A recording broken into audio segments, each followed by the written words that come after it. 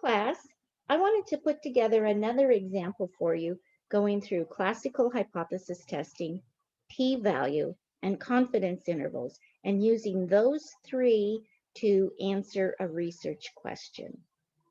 So let's read the problem. A process produces widgets. Widgets go through a pass-fail test. The producer claims that widget failure is less than or equal to 6.5%. You are suspicious that it's greater than that. You randomly select 350 widgets. Of those, 27 failed the test and use alpha of 0.05. So the parameter of interest then is proportion or percentage of failed widgets.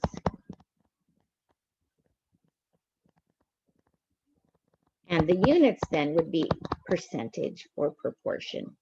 Now our hypothesis statements, of course, we start off with equals there. Now in this example, we see that in the null, we've got a less than or equal to. By convention, we only show the equal sign. There is an implied less than there, but we only show the equal sign. Now, why are we doing this test?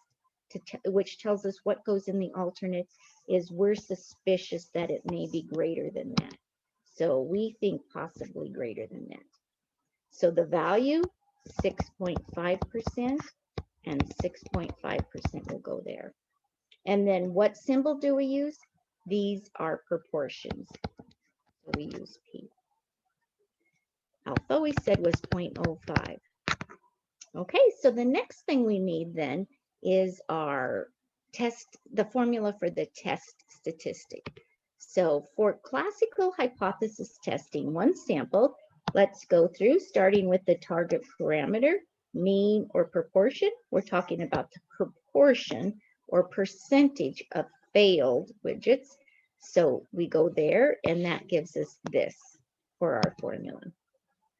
And I actually already copied it there for us. So what do we have for X and N? Well, that's the sample data. So we had 350 widgets, and then X were the ones that failed. So 27 of those failed. And then P0, that's the claimed value, the population claimed value. So that was 6.5%. So let's fill it in.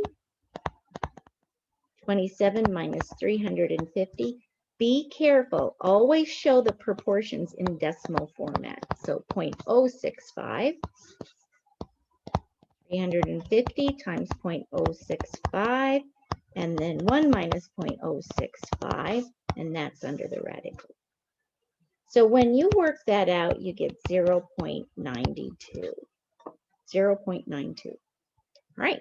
The next, we construct a graphic of the null hypothesis. So we were using proportions, so we've got a Z distribution. So Z equals 0, and the proportion amount was 0.065 or 6.5%. So there's our null.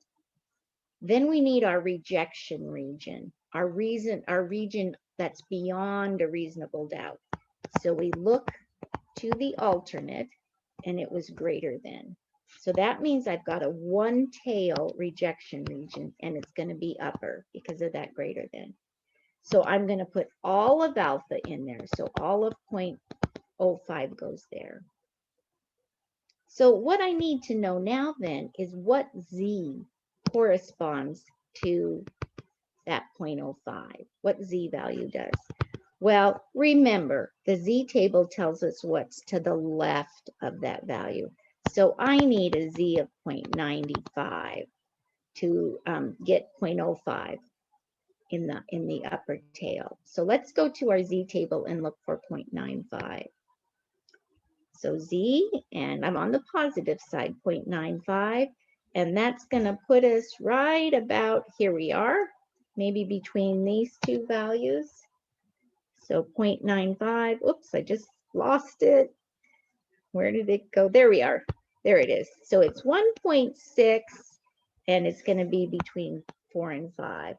So 1.645 is typically what we use for a z-value for 0.95645.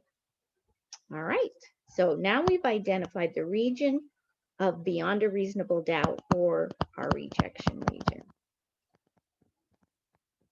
So if the null is true, we don't expect our data to show up in this region. We don't expect it to be there.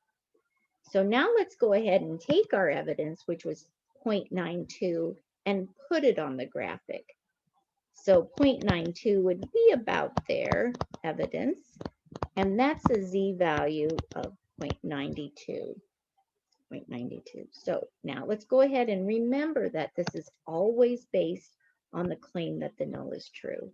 So start it off with given the null is true, or GNT, and then the evidence, it's either unusual or usual.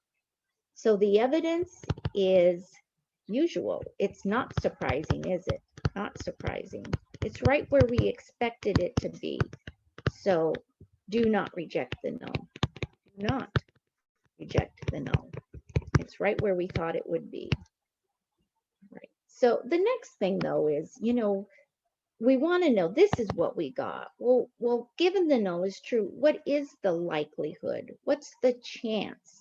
What's the probability that we did get what we did? Or more extreme. So more extreme is always defined by the alternate hypothesis. So that's the direction of more extreme, since that's a greater than. So p-value, the probability of getting what we got or more extreme. So in this case, then that equates to p-value is going to be the probability of getting a z greater than 0.92. Well, we know that the z-table tells us what's to the left of that value. So that means we need to say 1 minus the p, that z is less than 0.92. Let's go ahead and look that up. So z-table and 0.92. So z-table, and I see I've got some values from a previous. Oh, that was looking up our, I'm sorry, that was from us just a second ago. So we're looking for a z of 0.92. So here's 0.9 and then 2. So 0.92, that gives us a z value. I'm sorry, that gives us an area of 0.8212, 0.8212, 0.8212. And so since we wanted what was a greater than that, above that, then we'll take 1 minus that. So that's 0. And that should be 0.1788. So interpretation of that is, given the null is true, there is a 17.88% chance we would get what we got. Now, is that strong support for the null, or does it support the null, or doesn't it support the null? Well, remember, p-value ranges from 0 to 1, and we can always rely on this being greater than the alpha of 0.05, and that is much greater than 0.05. So this offers support for the null, So do not reject. Do not reject. Do not reject the null. Okay, so that's decent. That's good support for the null. All right, third method is our confidence interval. So let's find our formula. So confidence interval, start off with target parameter, mean or proportion. It's a proportion, so I'm going to use that formula. I already copied it there to say, so I wouldn't remember it incorrectly as I was writing it down for you. But let's see what we need to do. So let's look back at the alternate. The alternate was a greater than. Typically, that means we're going to construct a one-sided confidence interval, and we would do the lower. And you know, this is greater than, so construct the lower confidence interval. That's what your calculator will do. That's what software will do. You don't have to. You could always construct a two-sided if that's what you want to do. You just will either divide alpha by 2 or you won't divide alpha by 2. So let's do what's typical and construct the lower limit. And remember, this is actually provided for you. For one-sided confidence intervals, use Z alpha. So we just want to use Z alpha. So let's get rid of the divide by 2 there. And then if we want the lower one, then let's take and just do the minus. Just do the minus. So P hat minus this margin of error. So what is P hat? That's our point estimate of the proportion. So estimates come from sample data. So P hat, you might recall, is X over N. So that's going to be 27 over the 350. So let's plug and chug that in, 27 over 350.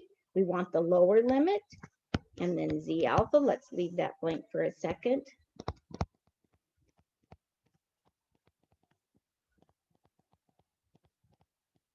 And then divided by 350. Since we're doing a one-sided confidence interval, and this was for 0.05, so the alpha, we didn't divide by 2. That means it's going to be the same Z value, so 1.645. So don't forget, if you were to do a two-sided confidence interval, you would need to look up a new Z value because you would need Z of alpha over 2. All right, so then we just need to take this and we need to calculate that out. So when you work that all out, the value comes to 0.053685. This is the lower limit, so less than or equal to, and don't forget these were proportions, so put P there in the confidence interval. So relating it back to the research question, which was the value of 0.065, let's plug it in and see if it's a true statement or not. 0.065. Since that's true, that tells us not to reject. Do not reject the null.